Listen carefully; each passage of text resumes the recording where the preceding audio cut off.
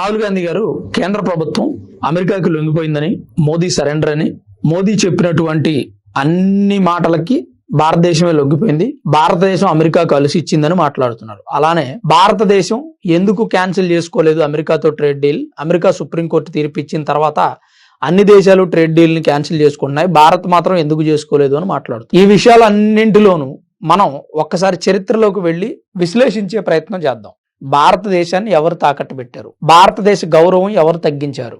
చరిత్రలో చైనా భారత్కి యుద్ధం జరగడానికి కారణాలు ఏంటి? ఇలాంటి అంశాలు ఏమైనా ఉంటే ఒక్కసారి మనం తెలుసుకునే ప్రయత్నం చేద్దాం. అది కొంతమంది మేధావులు లేదంటే కొంతమంది చరిత్రకారులు రాసినటువంటి పుస్తకాల ఆధారంగా లేదా వారి అభిప్రాయాల ఆధారంగా మాత్రం మనం చెప్పుకునే ప్రయత్నం చేద్దాం. అలాగే బీజేపీ పార్టీ జాతీయ అధ్యక్షుడు నితిన్ నబీ కూడా రాహుల్ గాంధీని దుయ్యబట్టారు. దానికి కారణాలు ఏంటనేది కూడా ఒకసారి చూసే ప్రయత్నం చేద్దాం. అలాగే ఈ వీడియో చూస్తున్న ప్రతి ఒక్కరూ దయచేసి వీడియోని లైక్ చేయండి. అలాగే కొత్త వాళ్ళు ఎవరైనా ఇప్పుడే మన ఛానల్ చూస్తున్నట్టయితే దయచేసి సబ్స్క్రైబ్ చేసుకోండి. మరి ఇక వీడియోలోకి వెళ్ళిపోదాం. భారతదేశం స్వతంత్రం పొందిన తర్వాత దేశాన్ని ముందుకు నడిపిన మొదటి ప్రధాని జవహర్లాల్ నెహ్రూ. ఈ విషయం మనందరికీ తెలుసు. అయినా మరొక్కసారి జవహర్లాల్ నెహ్రూ గారు చరిత్రలో చేసినటువంటి కొన్ని అరుదైన ఘట్టాలను మనం తెలుసుకుందాం. అయితే జవహర్లాల్ నెహ్రూ గారిని కొంతమంది ఆధునిక భారతదేశ నిర్మాణ శిల్పిగా గౌరవిస్తారు, మరికొంతమంది మాత్రం ఆయన తీసుకున్న నిర్ణయాలు దేశ భవిష్యత్తుని ప్రభావితం చేశాయని విమర్శిస్తారు. అయితే ఇలా విమర్శించడానికి కారణం ఏంటి? చరిత్రలో నమోదైన కొన్ని వివాదాస్పద అంశాలను పరిశీలిద్దామా? దానిలో మొదటిది పంచశీల ఒప్పందం లేదా టిబెట్ ఒప్పందం అని కూడా అంటారు. 1954లో భారత్ చైనా మధ్య పంచశీల ఒప్పందం కుదిరింది. ఈ ఒప్పందం యొక్క అధికారిక పేరు ఏంటంటే agreement on trade inter course between Tibet region of China and India. ఈ ఒప్పందంతో భారత్ టిబెట్ను చైనా ప్రాంతంగా అంగీకరించింది. మీకు అర్థమయ్యే ఉంటుంది, భారతదేశమే టిబెట్ను చైనా ప్రాంతం అని అంగీకరించింది. భారతదేశం టిబెట్లో ఉన్న పోస్టల్, టెలిగ్రాఫ్, వాణిజ్య హక్కులను వెనక్కి తీసేసుకుంది. అప్పటి వరకు టిబెట్లోనే ఉన్నాయి మనకి పోస్టల్ కానీ, టెలిగ్రాఫ్, వాణిజ్య హక్కులు ఏవైనా కానీ ఆ తర్వాత అంగీకరించి వెనక్కి తీసేసుకుంది. అదే సమయంలో జేబీ కృపలాని పార్లమెంట్లో హెచ్చరించారు అధికార పక్షాన్ని. అలా ఒప్పుకోవడం సరైన పద్ధతి కాదని, టిబెట్ ఒక బఫర్ స్టేట్గా ఉండడం భారతదేశ భద్రతకు చాలా అవసరమని అభిప్రాయపడ్డారు. అయితే ప్రధాని నెహ్రూ మాత్రం దీన్ని ఎక్కడా కూడా అంగీకరించలేదు. టిబెట్ని చైనా ప్రాంతం అని అంగీకరించడం, దానివల్ల మన దేశానికి ప్రమాదం ఏర్పడడం. ఇక రెండవది అక్సాయ్ చిన్ మరియు 1962 యుద్ధం. 1950లో చైనా అక్సాయ్ చిన్ ప్రాంతంలో రహదారి నిర్మాణం ప్రారంభించింది China. Intelligence bureau director B N Mallik రచించిన పుస్తకాల్లో దీని ప్రస్తావన కూడా ఉంది. అయితే 1957లో ఆ రహదారి నిర్మాణం పూర్తయింది.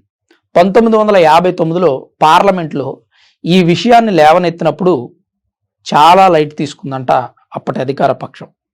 ఆ తర్వాత 1962లో భారత్ చైనా యుద్ధం జరిగింది. ఆ సమయంలో అమలు చేసిన ఫార్వర్డ్ పాలసీపై చరిత్రకారుల మధ్య ఎప్పటికీ చర్చ కొనసాగుతూనే ఉంది. హెండర్సన్ బ్రూక్స్ ప్రచురించిన నివేదిక ప్రజల వద్దకు చేరలేదు అనే విషయాన్ని చాలా కాలం దాచిపెట్టారు. చైనా భారతదేశం మధ్య జరిగిన యుద్ధం భారత సైన్యానికి చాలా పెద్ద గట్టి దెబ్బ అని చెప్పుకోవచ్చు.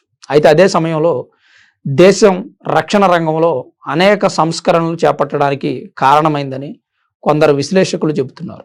ఐక్యరాజ్య సమితిలో భారతదేశం శాశ్వత సభ్యత్వం తీసుకునే దాని మీద కూడా వివాదం ఏర్పడింది. 1950లో అమెరికా మరియు సోవియట్ యూనియన్ భారతదేశాన్ని ఐక్యరాజ్య సమితి భద్రతా మండలిలో శాశ్వత స్థానం తీసుకోవాలని అనేక సార్లు సూచనలు చేసింది. అయితే నెహ్రూ మాత్రం ఈ విషయాన్ని చాలా తేలికైన విషయంగా పరిగణించారు. చైనాకు ప్రాధాన్యత ఇవ్వాలని, భారత్కి ఇప్పుడు ఐక్యరాజ్య సమితిలో శాశ్వత సభ్యత్వం అవసరం లేదు అన్నట్లుగా ప్రవర్తించారు. ఆ సమయంలో ఐక్యరాజ్య సమితిలో భారతదేశం భాగమై ఉన్నట్లయితే చాలా బెనిఫిట్స్ ఉండేవి.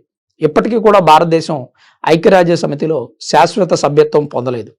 1955లో ఇదే విషయంపై ప్రతిపక్షాలు ఆయన ప్రశ్నించగా అలాంటి ప్రస్తావన నా దృష్టికి రాలేదని సమాధానం చెప్పారట. అంటే అమెరికా కానీ సోవియట్ యూనియన్ కానీ శాశ్వత సభ్యత్వం తీసుకునే విషయం మీద నన్ను సంప్రదించలేదు అని చెప్పారంట.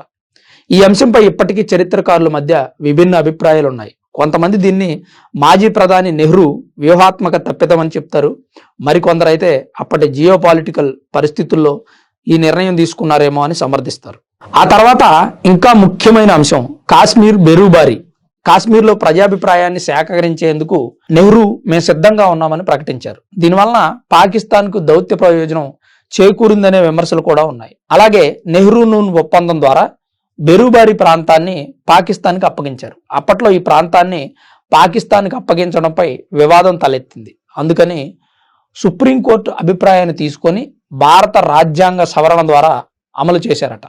మాజీ ప్రధాని జవహర్లాల్ నెహ్రూని చాలామంది దేశాన్ని నిర్మించిన శిల్పిగా చూస్తారు. కానీ మరికొందరు అతను విదేశాంగ భద్రతా నిర్ణయాల్లో ఫెయిల్ అయ్యారని చెప్తారు.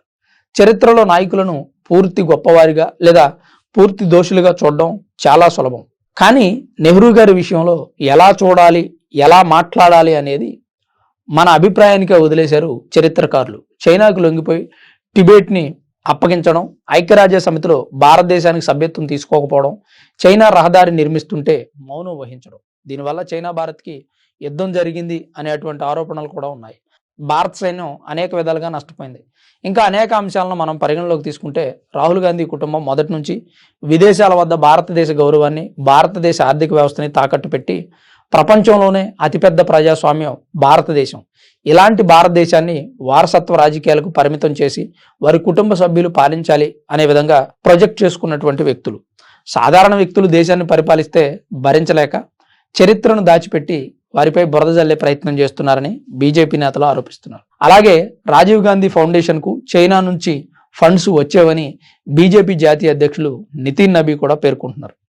ఈ విధంగా చూసుకున్నట్టయితే బీజేపీ పార్టీ జాతీయ అధ్యక్షులు నితిన్ నబీ చెప్పేటువంటి అంశాలు కానీ, అలాగే కొంతమంది చరిత్రకారులు రచించినటువంటి పుస్తకాల ఆధారాలను బట్టి తీసుకున్నట్టయితే జవహర్లాల్ నెహ్రూ కుటుంబం ఎప్పుడో ఇతర దేశాల వద్ద భారతదేశ గౌరవాన్ని, ఆర్థిక వ్యవస్థని తాకట్టు పెట్టింది అని చాలా మంది చరిత్రకారులు విమర్శిస్తూ ఉన్నారు. మరి ఈ రోజు రాహుల్ గాంధీ గారు నరేంద్ర మోదీయే భారతదేశాన్ని తాకట్టు పెట్టారనడం, దేశ గౌరవాన్ని తాకట్టు పెట్టారనడం, తన స్వార్థ ప్రయోజనాల కోసం భారతదేశాన్ని అమ్మేశారని చెప్పడం కొంచెం హాస్యాస్పదంగా ఉంటుంది. ఎందుకంటే ఏ వ్యక్తి అయినా తన స్వార్థ ప్రయోజనాల కోసం లేదా తన సొంత ప్రయోజనాల కోసం, కుటుంబ ప్రయోజనాల కోసం లేదా గౌరవం కోసం ప్రపంచ దేశాలతో వాణిజ్య ఒప్పందాలు కుదుర్చుకునేటువంటి నేపథ్యంలో ఏదైనా తప్పు చేస్తే అది ఖచ్చితంగా అతని సొంత తప్పు, అది అతని స్వయాపరాధం.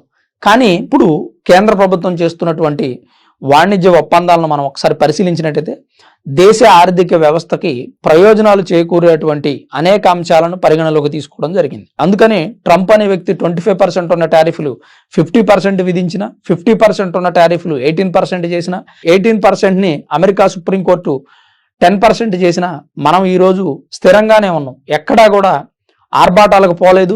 పెంచినప్పుడు ట్రంప్ పైన విరుచుకుపడలేదు, తగ్గించినప్పుడు సాధించాము అని విజిల్స్ కొట్టలేదు. సో ఇక్కడ దేశ ప్రయోజనాలు అనేవి చాలా ఇంపార్టెంట్. దానికోసం స్థిరంగా ఉండి ప్రధాని నరేంద్ర మోదీ పోరాడుతున్నారు అనేది వాస్తవం.